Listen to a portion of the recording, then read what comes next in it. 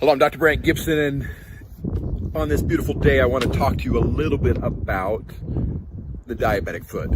This has been an interest of mine from day one when I started medical school, learning about the diabetic foot and learning about how we can actually help and assist individuals with diabetes in the way that their feet are functioning and the way that their feet are helping them carry them throughout their life. And when it comes to the diabetic foot, there's really 4 areas that we worry about. Number 1, with diabetes, your immune system doesn't work quite as well. So you're not going to fight off infections as well. You're not going to heal wounds as well. And that's why a diabetic wound can become a huge problem and needs to be carefully treated, carefully evaluated, and prevented at all costs, if at all possible. So the other thing that we'll commonly see in diabetics, because of their failure of their immune system to work like it should, is a lot of times they'll have fungal toenails, for example, because they just don't fight off the infection. Infections will typically be less as well. So if you were to get a red hot swollen diabetic foot, a lot of times that means the infection is a lot worse than in the average individual.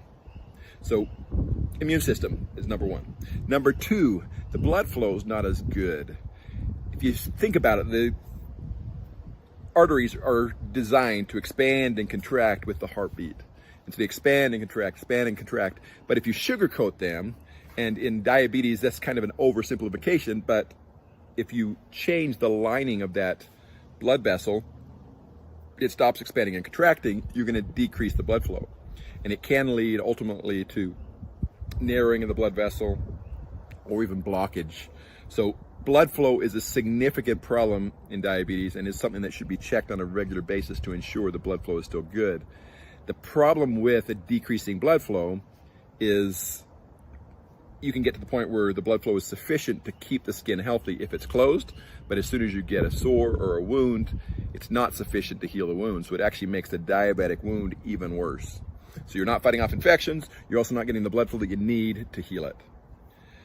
Number 3 is really it can actually affect the functioning of certain types of muscles. A lot of times we start seeing changes to the skin or changes to the muscles with diabetes because of peripheral neuropathy. So these last 2 are really based on peripheral neuropathy, and you'll understand here in just a second. Because of peripheral neuropathy, you're going to have changes in the oils and sweat released to the skin. You're going to have changes in this dryness of the skin because of that, and you'll actually have an increased chance of being able to get wounds and sores as well for that reason.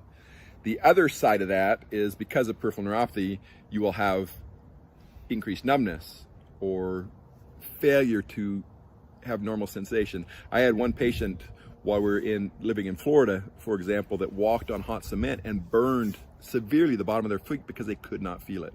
So the problem with diabetes, and you lose the sensation, is you'll do things that in an average individual cause discomfort. You don't get any discomfort and you create a wound. So if you had something in your shoe, for example, and you walk on it all day, if you have normal sensation, it will hurt. If you don't have normal sensation, it creates a sore.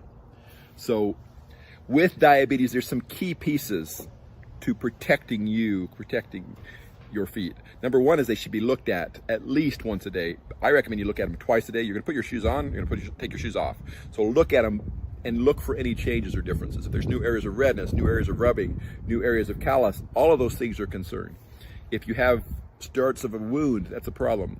If you have areas that seem to be hotter, and there are studies that show that if you take a temperature of the areas and you find an area that's hotter than the rest of the foot, that is a wound waiting to happen.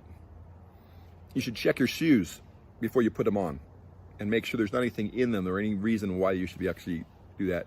And you should check water. If you're stepping into a bathtub, you should check the water beforehand. Now, I say not to check it with your hand because you could have neuropathy in your hand as well.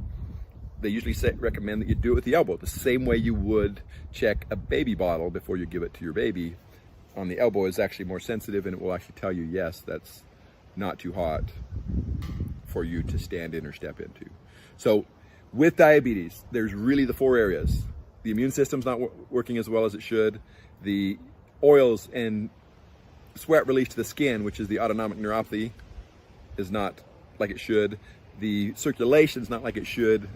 That can also be related to the autonomic neuropathy or even just sugar coating, like we said, of the blood vessels. And the last is a peripheral neuropathy, including both sensory and motors, where you have muscle atrophy if you have motor neuropathy, or loss of sensation where you can actually have injury areas of the foot. This is Dr. Brandt Gibson, and this is your podiatry tip, day 4.